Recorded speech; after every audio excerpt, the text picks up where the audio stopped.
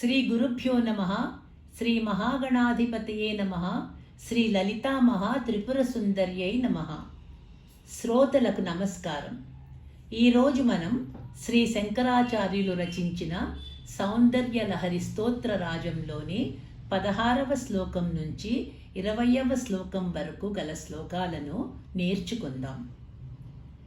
కవీంద్రాణాం చేత కమలవన బాలాతపరుచిం భజంతే ఏ సంత కతిచిత్ అరుణామేవ భవతి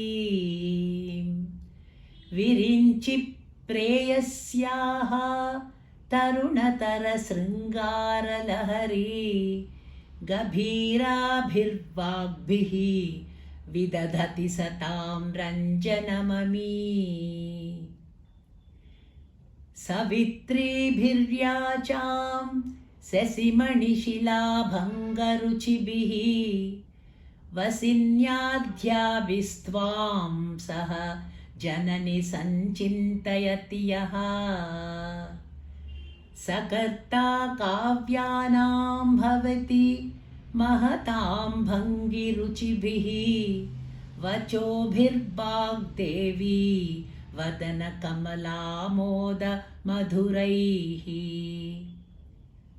తనుఛాయాభిస్తే తరుణతరణి శ్రీసరణిభిః దివం సర్వాముర్వీం అరుణిమ నిమగ్నాం స్మరతి యః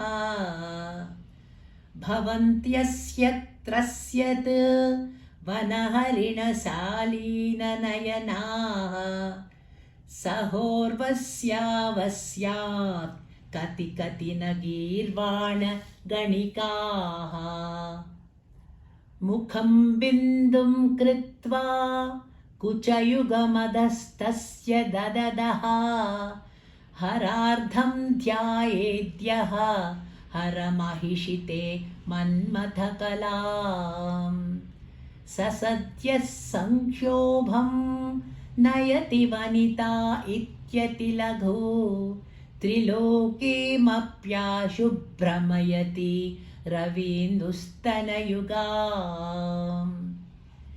కిరంతి మంగేభ్యః కిరణనికురుంబామృతరసం హృది త్వామాధత్తే హిమకరశిలామూర్తిమివ యః ససర్పాణాం దర్పం శమయతి శకుంతాధిప ఇవ జ్వరప్లుష్టాన్ దృష్ట్యా సుఖయతి సుధాధారశిరయా. ఇక్కడితో 20 శ్లోకాలు ముగించుకున్నాము.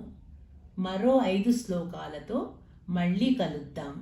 శ్రీమాత్రే నమః.